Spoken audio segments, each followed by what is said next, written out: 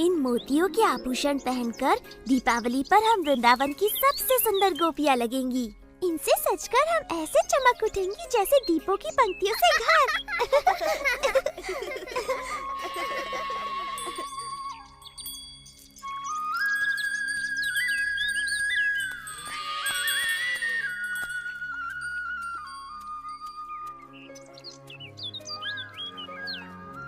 तुमने देखा ये लड़कियाँ मुझे किस प्रकार अनदेखा कर रही हैं बलराम? तुम्हारे सुंदर रूप के चकाचौंध में अंधी है मेरे भाई, तभी अनदेखा कर रही हैं। वो तो है ही, पर मेरे विचार से वो नहीं चाहती मैं उनके मोतियों के आभूषण देखूं जो वो दीपावली के लिए बना रही हैं। चलो देखते हैं क्या ये हमारे साथ अपने आभूषण बांटने को तैयार है।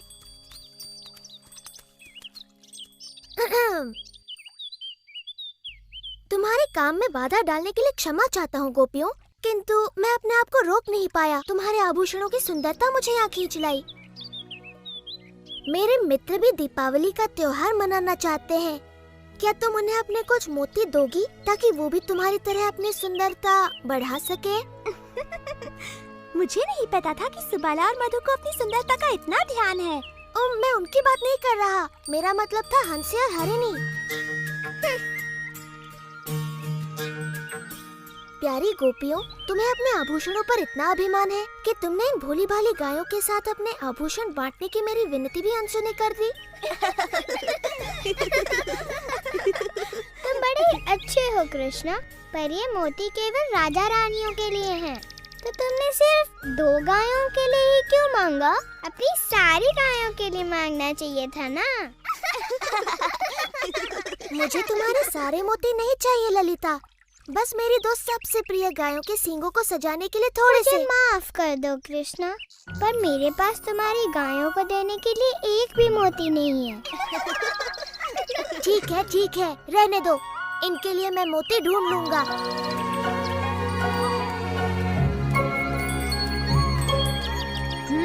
उन्होंने मना कर दिया। हाँ? ना तो गायों के लिए कोई सम्मान है, ना मेरे लिए। एक बार मैं इनकी बुद्धि ठिकाने लगा दूं, तब समझ में आएगा।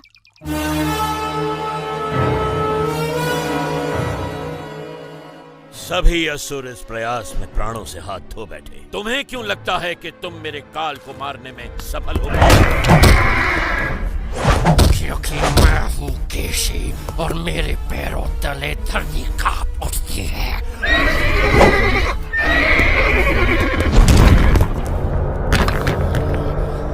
मैं आपके काल को ढूंढ निकालूंगा महाराज कंस, और उसे अपने पैरों तले रोन डालूंगा।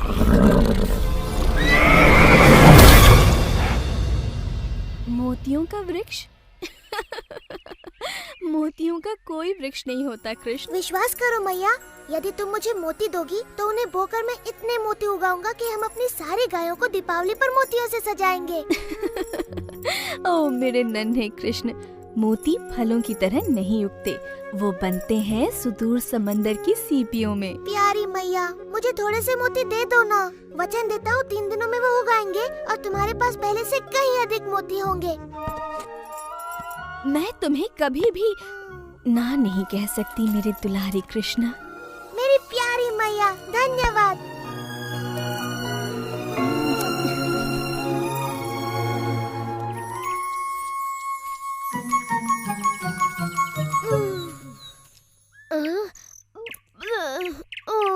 क्या हम मोतियों की खेती करने के स्थान पर स्वादिष्ट ताजा मक्खन नहीं उगा सकते?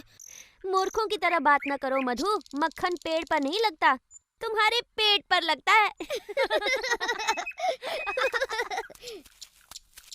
तुमने समाचार सुना रहा था, वृंदावन में सभी एक नए किसान की चर्चा कर रहे हैं। अच्छा, वो जो मोतियों की खेती कर रहा है। तुम मेरे कंगन बोकर मेरे लिए नए कंगन उगा दो ना कृष्ण। एक बार मेरे खेत में मोतियों की फसल आ जाने दो, फिर देखते हैं कि कौन किस पर हंसता है।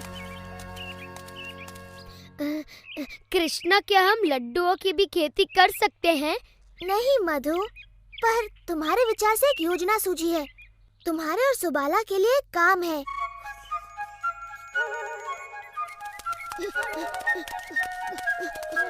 गोपियों, रुको। अगर तुम्हें बोने के लिए और मोती चाहिए तो हमारे पास नहीं है।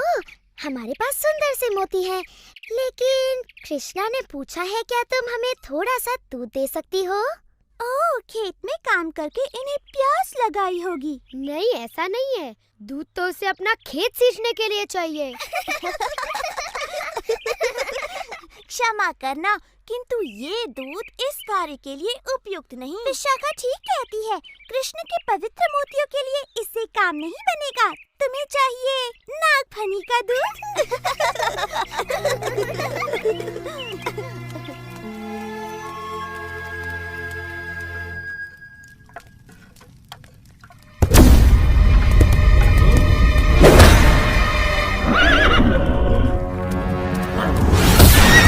मैंने सुना है तालवन के सिपाहियों के सामने किसी बालक ने धेनुकासुर का वध कर दिया। क्या ये सत्य है? वो दिखने में कैसा था? उसके बालों में मोर पंख लगा हुआ था, वो पीली पहने में था और वो बांसुरी बजाता था।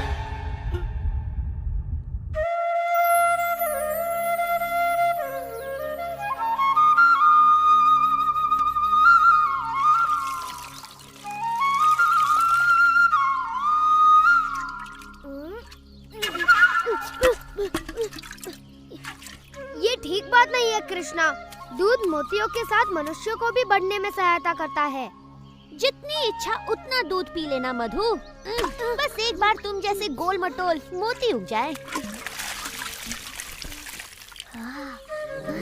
कृष्णा देखो, मोती अंकुरित होने लगे।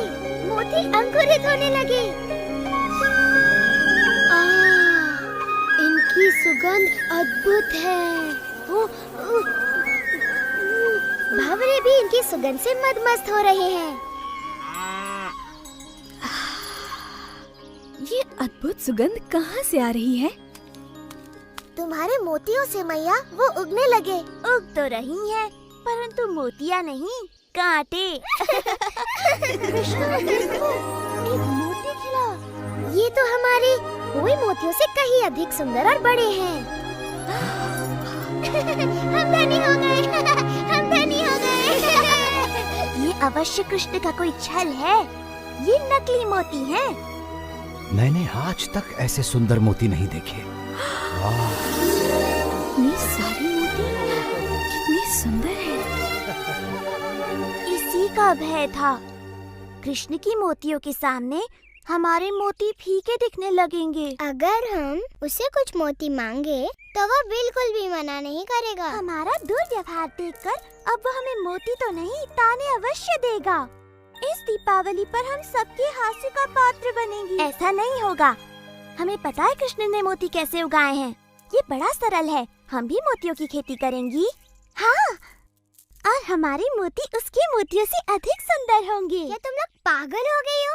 कृष्णा ने ऐसी सरलता से कर लिया तो क्या तुम भी कर लोगी? उसने तो गोवर्धन भी उठा लिया था, तो क्या तुम भी उठा लोगी?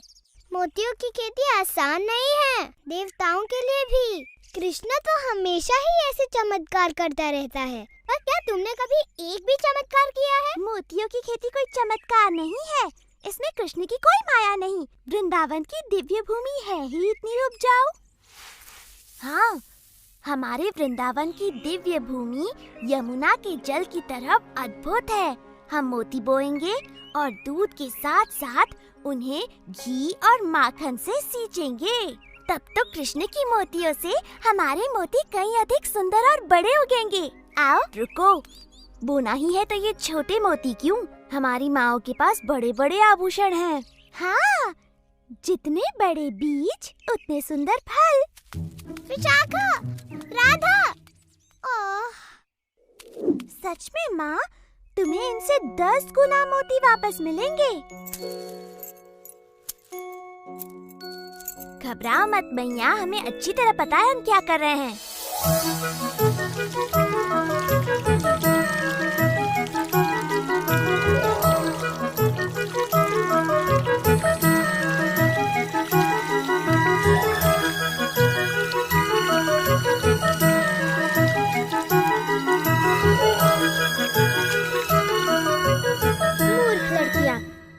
दिनों से लगी हुई हैं। उग रही है तो केवल जंगली घास। किंतु जितने मक्खन और घी से उन्हें सींचा जा रहा है, ये घास बड़ी स्वादिष्ट हो गई होगी। ये तो बड़ी गड़बड़ है। तुम चाहते हो कि उनके भी मोती उगे? नहीं, मैं चाहता हूँ वो घी मक्खन को बर्बाद न करके उनका सदुपयोग करे। कृष्णा, मेरे सच्चे मित्र, क्या मुझे कुछ देर के लिए तुम्हारी धोती, बांसुरी और मोरपंख मिलेंगे? ओह, तुम बड़े चतुर हो मधु। मेरे विचार से लड़कियां एक थके हारे मोतियों के किसान के साथ अपना घी माखन अवश्य बांटेंगी।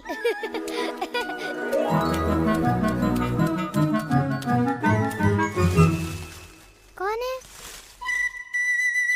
कृष्णा, यदि तुम हमसे हमारे सुंदर मोती मांगने आए हो तो यहाँ से चले जाओ। मुझे अपना मुख दिखाने में भी लज्जा हो रही है। तुम तो मुझसे कहीं अधिक अच्छी तरह से मोतियों की खेती कर रही हो। यदि तुम थोड़ा सा घी और माखन मुझे दे दो तो मैं अपने मोती कम से कम तुम्हारे मोतियों के आधे आकार के तो कर सकूं। अब जबकि तुम अपना घमंड फुलाकर हमारे पास आए हो, हम थोड़ा सा माखन तुम्हारे साथ बांट सकती हैं। धन्यवाद, धन्यवाद। हाँ? गोपियों, इधर आओ। तुमने देखा हमारे मोतियों के ये पौधे कृष्ण के मोतियों से अलग हैं। ललिता सच कहती है, हमारे खेतों में तो कुछ भी नहीं उगा, सिर्फ कांटों वाले पौधे उगे हैं। ये बात किसी को पता न चलने पाए, विशेष तौर पर माताओं को।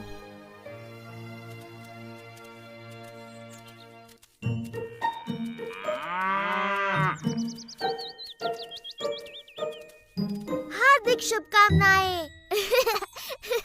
सुना तुम्हारे खेत में फसल लहलहा उठी है। अच्छा, तुम्हें किसने बताया? एक नन्ही चिड़िया ने, जिसके पैर में कांटा चुभ गया था।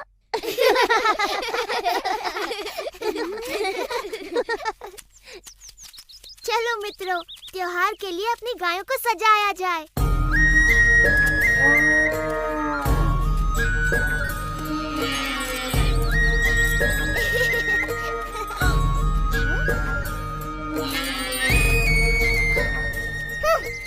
माताओं को जब पता चलेगा कि हमने उनके सारे मोती खो दिए तो वो बड़ी क्रोधित होंगी। मैंने तो पहले ही कहा था, पर तुमने मेरी बात ही नहीं सुनी। ये सब कृष्णा ने किया। मैं समझी नहीं विशाखा। वो झाड़ियों में छुपा था, याद है?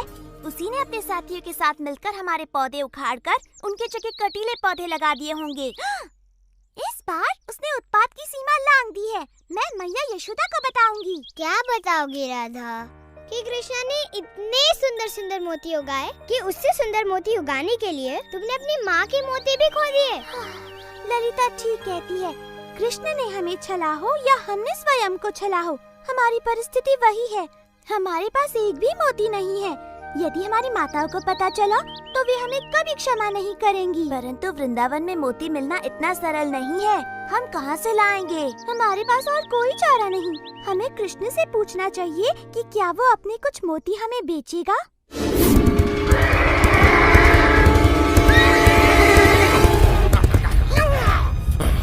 कहाँ है वो बालक?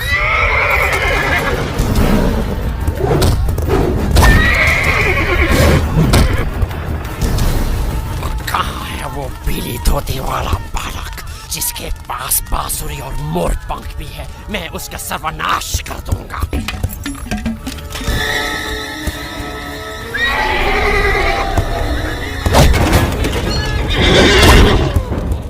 चलो, यमुना चलो। इतना सारा माखन और घी खाकर तो मेरा पेट भर गया। लगता नहीं कि मैं महीने भर तक और कुछ खाऊंगा।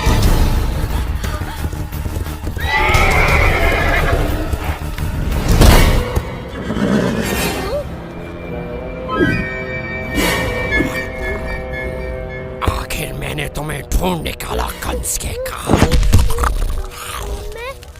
मैं काल नहीं, मधुमंगल हूँ। नहीं, तू कंस का काल कैसे बनेगा? क्योंकि मेरे पैरों से कुचले जाने के बाद तुझे कुछ करने का मौका ही नहीं मिलेगा।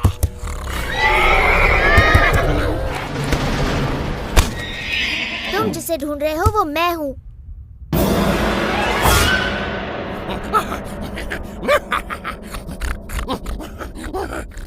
कम से कम उस लड़के में थोड़ा बहुत मांस तो था। तुझे तो मैं बाएं पैर से ही मार दूंगा बच्चे। इससे डरो मत। केशी बिल्कुल हमारे खेलने वाले काठी के घोड़ों जैसा है। अब देखेगा तो कि मैं कितना खतरनाक हूँ और क्या कर सकता हूँ।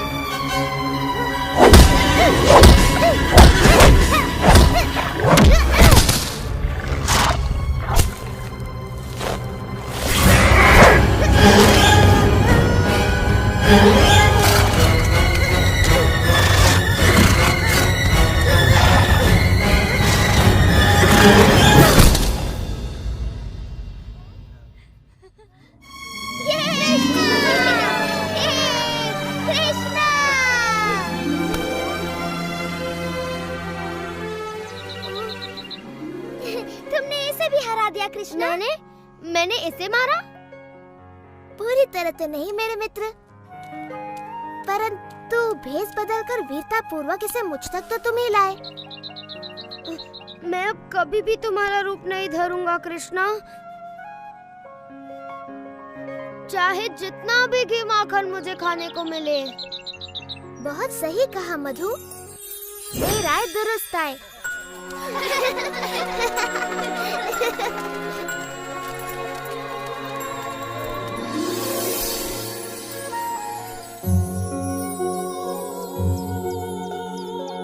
वाह मेरे भाई, ये तो बड़ी अच्छी फसल लहलाने लगी। हाँ, बस बेचारी गोपिकाओं के फसल में कुछ भी नहीं होगा। लगता है उनके सारे मोती कीड़े खा गए। हमने सुना है कि कृष्ण अतिरिक्त मोती बेच रहा है सुबाला, हमें भी कुछ खरीदने की इच्छा है। परंतु मोती के बदले तुम दोगे क्या राधा? दूध मक्खन तो यहाँ नहीं चलेंगे। एक बात बताओ, तुम वही गोपियाँ हो ना जिन्होंने मेरे गायों के लिए मोती और मेरी मोतियों की खेती के लिए थोड़ा सा दूध देने से मना कर दिया था? मैं अपने सारे मोती यमुना में फेंक सकता हूँ, परंतु तुम्हें एक भी नहीं देने वाला। हम स्वर्ण से मूल्य चुकाएंगी। तुम्हारे घरों का सारा धन और तुम्हारे घर का मूल्य भी जोड़ दो, तब भी मेरे एक मोती का मूल्य नहीं चुका पाओगी। तुम हमेशा हमारे साथ ऐसा क्यों करते हो कृष्णा? कृपा करो कृष्ण, हम अपनी माताओं के लिए तुम्हारे मोतियों की मूल्य से अधिक चुकाने को तैयार हैं। तुम्हारी माताएं? अच्छा, तब बात अलग है। तुम तो जानती ही हो, माताओं का नाम सुनकर मैं पिघल जाता हूँ, है ना मित्रों? हाँ, कृष्णा को मैया से बड़ा प्रेम है। हाँ, बिल्कुल। तुम्हारी माताओं को मेरे सबसे सुंदर मोती मिलेंगे। धन्यवाद कृष्णा। धन्यवाद कृष्णा, तुम बड़े दयालु हो। वो तो मैं हूँ ही, पर धन्यवाद मेरा नहीं, अपनी प्यारी माताओं का करो।